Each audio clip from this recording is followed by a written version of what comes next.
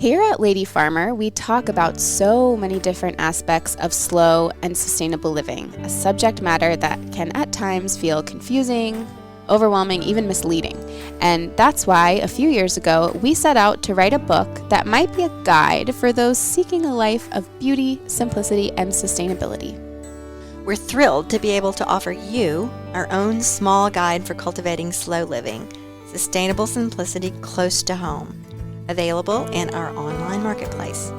In the book, we've woven an easy-to-digest narrative of stories, recipes, tips, resources, ideas, and reflection. This collection of essays and resources will guide you to think about your own relationship to the planet, what you eat, what you wear, and how you live a sustainable lifestyle.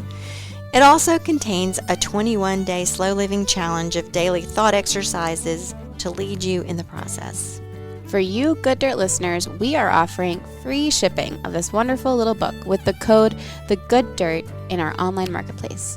So use the code TheGoodDirt, TheGoodDirt at checkout when you go to purchase your copy of The Lady Farmer Guide to Slow Living in our online marketplace for free shipping. That's The Good Dirt at the Lady Farmer online marketplace for free shipping on The Lady Farmer Guide to Slow Living. We hope you enjoy it. Thanks, everybody.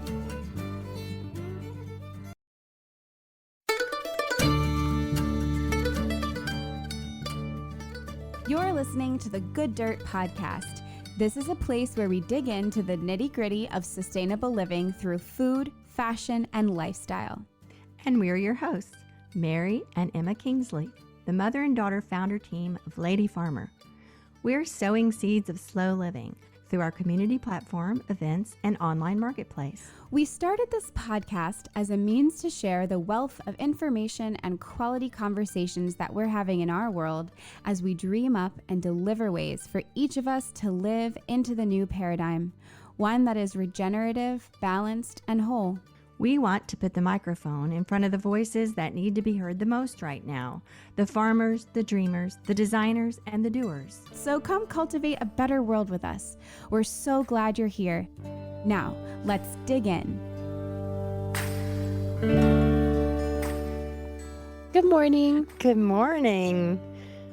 So today we are finally finishing our Intro to Slow Living series, which was something that we started earlier in the year, in the spring. And so far we've had 3 episodes. So if you haven't listened to them, we've got part 1, which is what is slow living? Part 2, overcoming obstacles in slow living. Part 3, which is thoughts on consumerism. And today is part 4, which is going to be a bit of a retrospective for us. And what's the opposite of a retrospective, Mom? Like looking forward. Yeah, I would say just looking forward. And looking, and so that's us personally, but also us collectively as people interested in slow living and doing more of that, because slow living is a concept. It's a lifestyle, as we've discussed. And if you've been listening to the past episodes, it's something that you basically choose in every moment.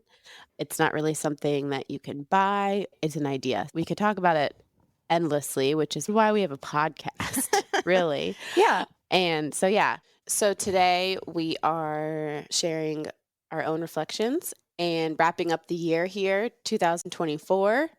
Looking forward to 2025. So I don't know if you have any specific thoughts about where you want to start off, Mom.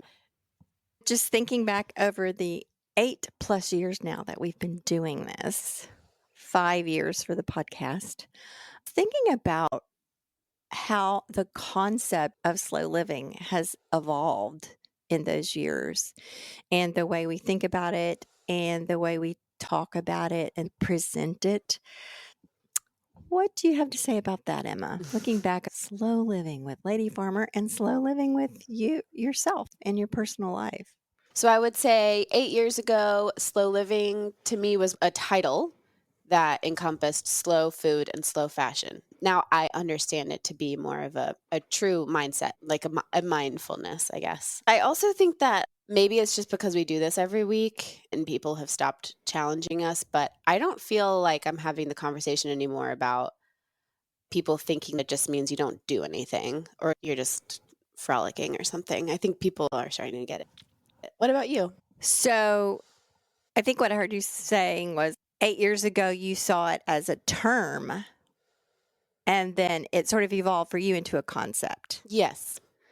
Yeah, I would agree with that completely. I think what has evolved for me over the last 8 years is that I've come to realize how little it has to do with the circumstances, the trappings. It's not about the farm or the jars. It's literally about how you look at those things and the decisions that you make in every moment. So, we first started out with a slow fashion clothing line. And then we immediately saw how that overlapped with slow food and then slow everything we bought, everything we handled, everything we used during the day. And so it became a term, slow living. But then it becomes about more than the things you're using and whether or not something has plastic in it and whether or not you buy it locally. It has so much to do with the way you feel and the way you're living your life from day to day and moment to moment, really. That's in the direction of where you want to be and how you want to feel and how you want to live your life. That doesn't mean we don't have goals. You might want to live on a farm or have a little more land or have your own garden and wear natural fibers and use less plastic and buy less. All of those things are essential to moving forward, I think, as individuals and a society towards a better way of being on the planet.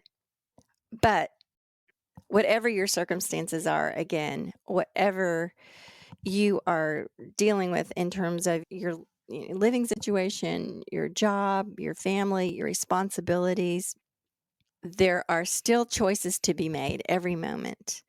And we talk so much about what those choices might be for you, what the choices are, and how we don't have to feel trapped by what society or the systems tell us that we need to be buying, doing, feeling, behaving, living. So I think that's kind of an overall look at how it's evolved for me, is how little it actually has to do with the circumstances and how much it has to do with, as you said, your mindset. And it is a concept and it is a goal and it is something always to be making choices about.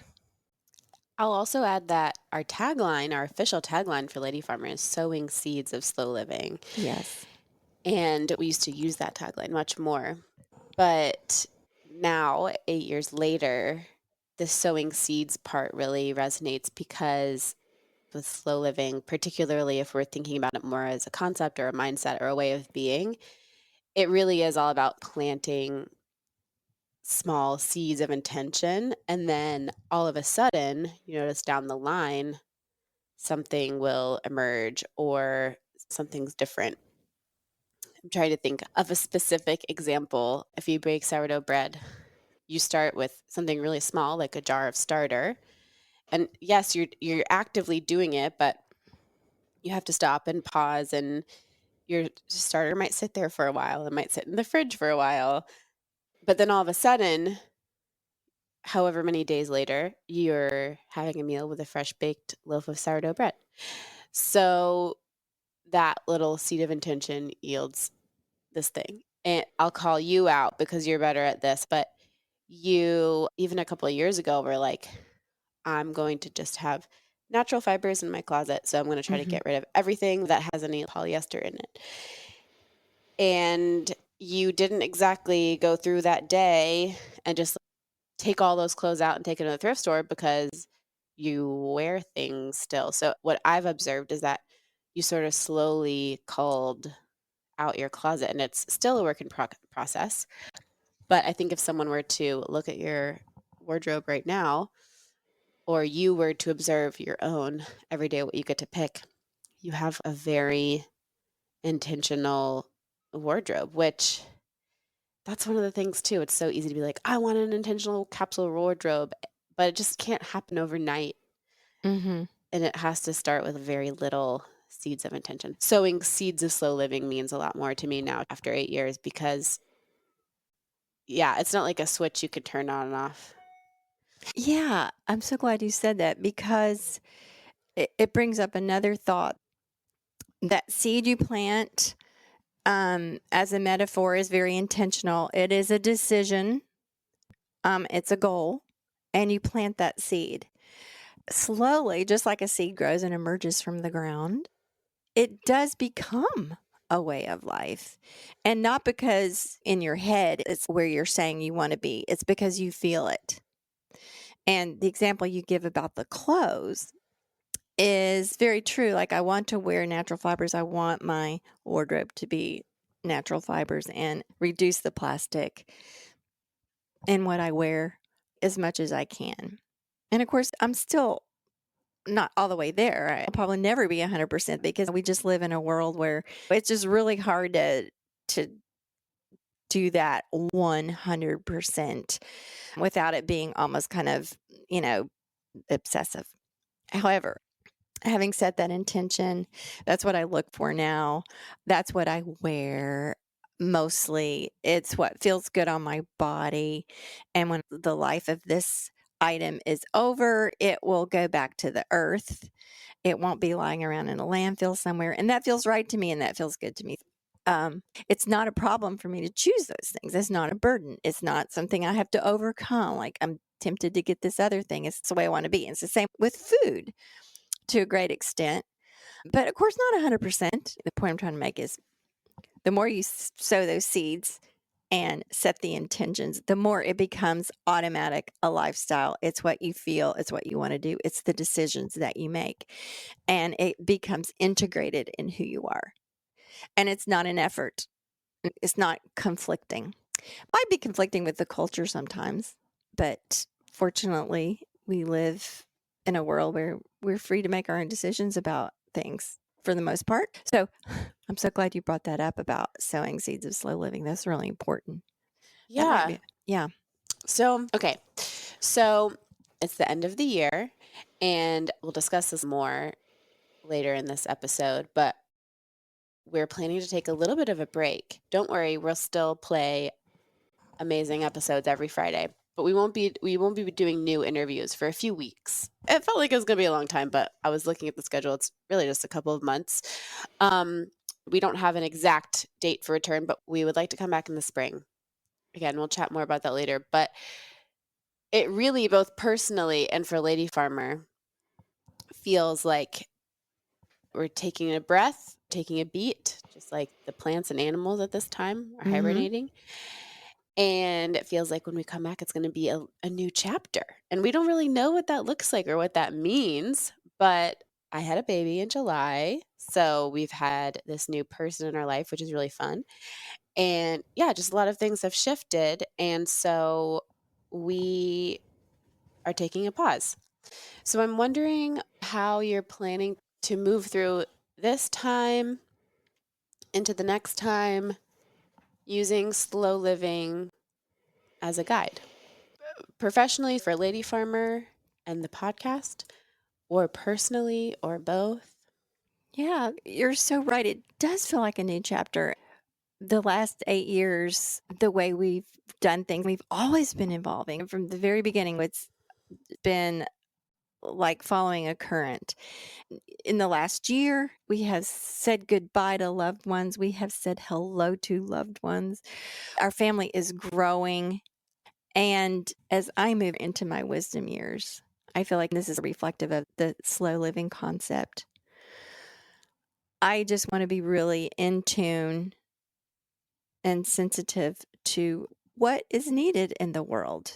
What does our listening audience really want and need?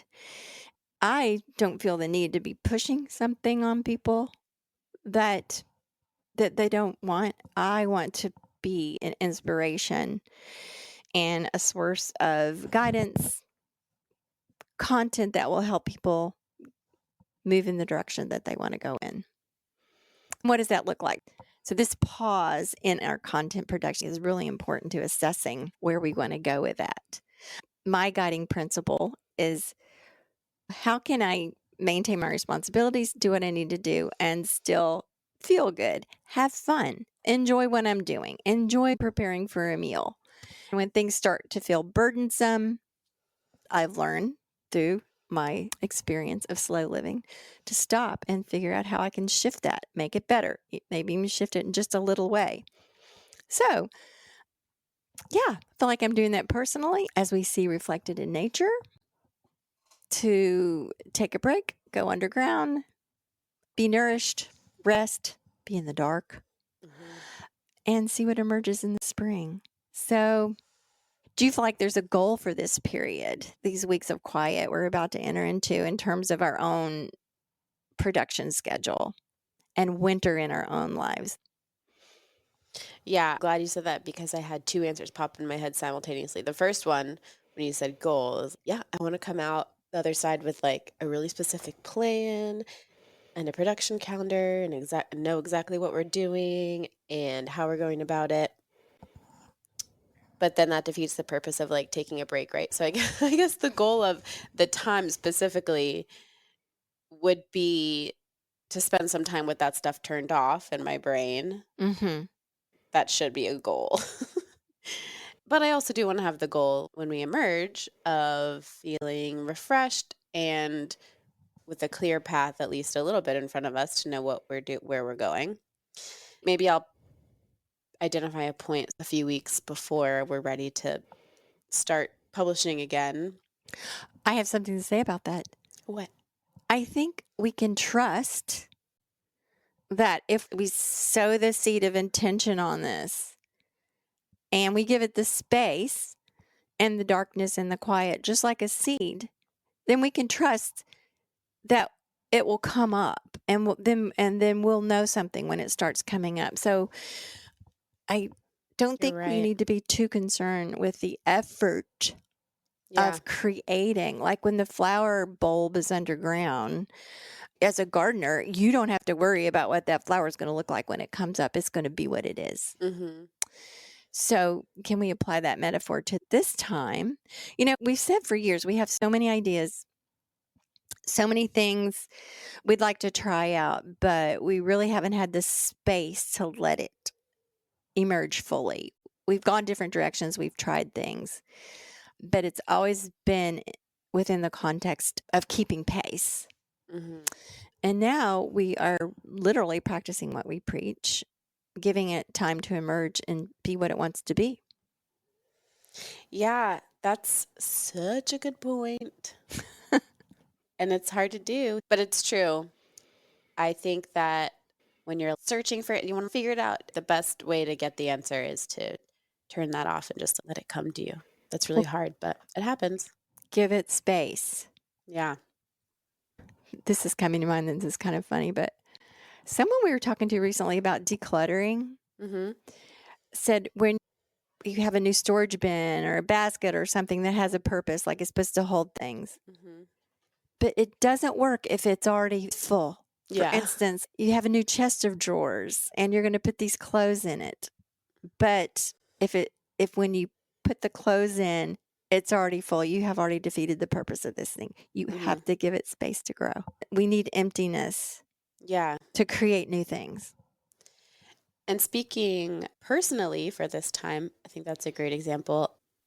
I'm so excited to continue to cull and empty my spaces. Not empty. I'm not a minimalist. I really like things. The way my brain works, I don't do the everything has a place and in its place very well. I do want to be with that a little bit and Me too. pass things along that aren't serving our family anymore. And yeah, I think that personally, I can do better creative work when my home space is taken care of, which I can't say that's all the time. So Well, excited to work on that. I am so glad you said that because I feel exactly the same. And I know that we've discussed so many times how we want to declutter and we're doing it. And the fact of the matter is that, especially over these last years, when we've talked to so many people about this and thought so much about it ourselves, I'm kind of always doing it, and I've gotten way better at it. But Mhm. I've still got a ways to go. I don't think you're ever done. No, and I feel like the process for me is I'm really honing more and more in on what it feels like when there's too much stuff around, Mhm. and contrasted with what it feels like when I get to it and resolve the issue. Mhm. Mhm. And I just want to keep doing that. And I want to integrate that into daily life. Again, that's slow living. Like you open that drawer in the kitchen and that spatula flings out of the drawer because the drawer's too full. Mhm. I'd like to have the literally 10 minutes it takes to empty the drawer, wipe it out, Mhm. decide what goes back in, decide what we don't need, and you're done. And then that moment of conflict and irritation is resolved. You open the drawer and you feel peaceful. You feel, oh, this is good. This works. You can do this all over the place. And I think when we look at like all the drawers in our house or all the closets, you say it can't be done, but one at a time can be done. So that's what I'm looking forward to, feeling like I have the 10 or 15 minutes in the day to stop and just do that, because that's going to accumulate, and that is slow living. So setting that seed of intention of being able to take the time and resolve the small conflicts as we encounter them and not worry about the whole thing. Definitely. Yeah. Something that I'm going to be doing during this break is I signed up for a half marathon. So I'll be Wow. running. That feels like a fun goal, something Yes. objective and tangible to get to. Yeah, something to focus on. Yeah. I'm excited about that, but it's hard to not be obsessed with it. I think physical movement is always helpful. Yeah. And that reminds me of something else I wanted to say about slow living that I've discovered and also pertains to moving forward. As so much of slow living has to do with remembering that we're human Mhm.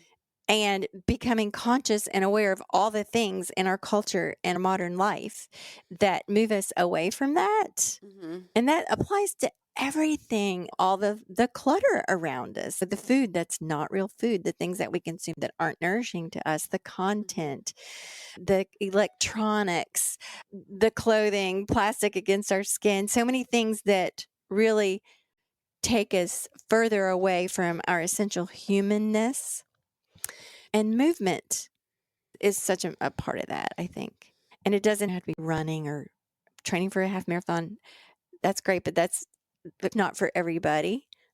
Any kind of movement putting you in touch with your body and the out of doors, especially, what puts us in touch brings us closer to the essence of being a human. Eating good food, breathing, connecting ourselves with the natural world, I think with each other, with being each in community other, as much as we can. living in sync with the seasons, the cycles of nature. Yes, communing with other humans and animals and plants, getting our feet on the ground when we can, surrounding ourselves by things that are of the earth and can go back to the earth. So, remembering our essential humanness and making decisions that keep us moving in that direction and not the opposite direction. Yeah, and another thing that I realized that I want to be working on, or that I will be working on, is I've got so many things that I'm excited about and interested in. We both have our own personal creative projects and stuff that we're doing, and we've Yes. shared a little bit through Lady Farmer and the Good Dirt. Maybe that's something that we decide we want to do more of, or the opposite. Maybe we figure out that the Good Dirt is something separate, but I don't think it is. But anyways, just wanted to say that I'm thinking about that too. My own Yeah. personal creative pursuits, not related specifically to this. I have no less than 3 book projects Hmm. that have been speaking to me. And I want to get to them. Some of it's directly related with slow living and the Good Dirt and Lady Farmer. Some of it is separate, but attending to our creative selves is part of slow living. It's a big part of slow living. Yeah. Like I was saying, being aware of what makes us essentially human. Humans are creative beings. Look how far we've come in our millions of years. So what is something that you're going to be doing? Like, do you have a specific action or idea to embrace your slow living journey moving on? Yes, well, I already mentioned the care and attention to my surroundings, which is an ongoing thing. Mm-hmm.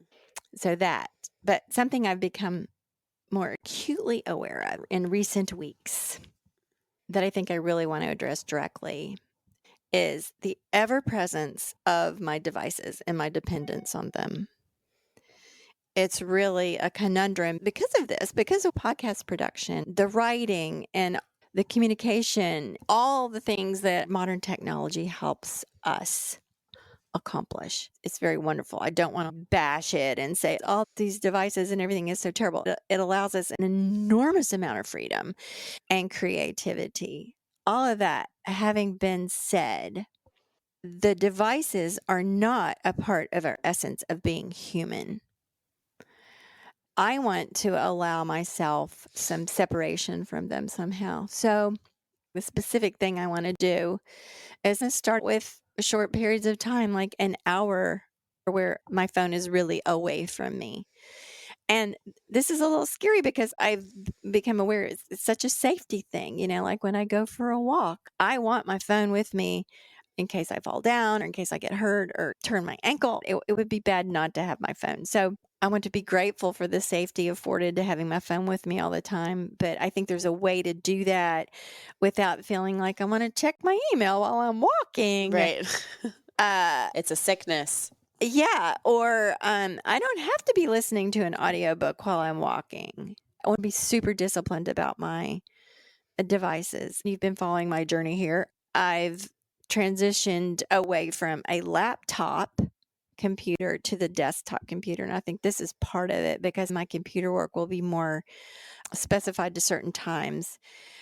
What brought me to this point in this decision and this goal was realizing I was always walking around with my laptop because I might sit down and do this or that, or take it outside and do this, which on one hand might be seen as advantage, but it started to feel like like I couldn't ever be without it. So that was a red flag to me. Yeah, you can be without these things. These are not part of who you are. Mm-hmm. They are tools to do the thing you want to do, but they are not essential to your being. This is me talking to myself. And you're going to get more done if you say, I'm going to sit at my desk and do computer work now. If you say, oh, I'll bring the laptop outside and maybe I'll do stuff. Yeah, and it doesn't really work because it's glaring. And then I'm sitting out there struggling to work and be outside. So guess what? Why don't I just be outside and then work when it gets dark or just figure that out? Yeah. So that's one of my specific things about moving forward. And I guess that pertains to Lady Farmer in terms of, consolidate the Lady Farmer production aspect, the work of it into certain time segments. But having said that, I believe my whole life is about Lady Farmer and living into that and living into what we talk about. And so that's just the way I want to be. Yeah. That's fair. I'm excited to do that too. I definitely constantly working on my relationship with technology. I think something specifically, if we haven't talked about it before, that you might be interested in with your phone, there's certain apps and things that you can have your phone on a mode that it puts everything to grayscale, so it's boring to look at. It turns off like any apps that aren't like phone emergency, like it's like you can have settings where you flip them on and say, I'm going to go on a walk, so it's going to be on just a safety setting, just so you know that you can do that. Yeah. Sometimes finding those things and making them work and figuring them out feels like a hurdle. I can help you with that. I'm always saying, Emma, next time you're over here, will you do this? I don't want to be a clumsy boomer that doesn't know how to do anything. A lot of it is like, honestly, I just get exhausted with it. It's too much. It's too much. For me personally, I think what I'm going to do is just shut up and listen. I just need to be quiet and listen a little bit more and not try to do things. I was talking to a friend recently and she was like, sounds like you need a silent retreat. You have it all inside you. You know all the answers. You just have to listen for them. Yeah, That's what I'm going to do. creating that space again, that emptiness. Hmm. And speaking of listening, love to hear from our listeners. What do they want? What do they want to hear? What do they want to talk about, if anything? You know where to find us. Yes, please. So that being said, a few housekeeping details about our hiatus. We are going to be publishing an interview every Friday because we have so many amazing interviews in the archive that we just want people to hear. Whether or not you've heard them before, we'll be refreshing certain conversations January, February, and into March. We're planning a spring emergence, hopefully, along with nature. We'll see though. We'll come up with tulips. Yes, we do have our Substack newsletter. It is currently paid. Well, you can access it without paying, but we do have a paid level. We're going to pause those payments for now. That doesn't mean that we won't be publishing. The newsletter will be there and alive. It also might be a little sleepy, but we won't be charging you if you're a subscriber. So we'll just pause it and then we'll let you know when we're about to turn it back on. Feel free to unsubscribe or whatever you need to do. Feel free to subscribe. If you haven't subscribed, like during this winter period, it's going to be all free. So this is a good time to sign up. You get all the content we're publishing for free. But the mechanism of charging your card will be turned off. Part of our motivation for replaying past interviews is that so often we hear from our listeners, someone might say, oh, I'm so behind. There's so many interviews. I need to catch up. I even hear people say, I want to listen to that again. As part of slow living, we want to give our listeners the opportunity to digest the content and insights of these people we have talked to every week over the last 4 years and every other week the year before that. It's just a lot of really great stuff and it deserves time. We're just scratching the surface in these few weeks and replaying these episodes. You can access any episode you want that goes back the whole time. You can always just go back in the archives and listen to anything. We've selected a few, so you don't have to search. It's just right there. And those are just our random selections. It's partly in response to our audience saying that the content basket is pretty full right now and we need time. We need time with it. And I love going back and listening to them. I get a lot when I go back and hear these conversations. So, yeah, I wanted to say that. Yeah. So we hope that you also enjoy this hiatus. Let us know your thoughts. We're here. We're here. We're just going to be a little quieter and listening, and we can't wait to see what happens on the other side. Emma, you mentioned like one of your goals for this time is listen. And here we are telling our audience that this is their chance to listen. So I think that's a good theme for the winter is listen. I just thought of that. That's good, huh? So we'll be listening to those of you that want to write in or call in and tell us your thoughts. What are your thoughts on slow living? If you've been practicing it for a while or you're just learning about it or want to move in that direction, but you don't know how. So yeah, we're all going to be listening this winter. We'll be here. We haven't disappeared. Please let us hear from you. And we want your feedback, your comments, your interview suggestions. We want any ideas you have about slow living, past, present, future goals. We really want to hear from you. As we learn where you are in this, will help determine the direction we go, both in the Almanac, on Substack, and with the Good Dirt. Moving forward, there's so much to talk about and to learn about in this world of slow and sustainable living. And we're super excited and we love it so much. We do. It is a labor of love here, believe me. So, Happy New Year. Thank you so much for listening. We will see you in the spring. Bye.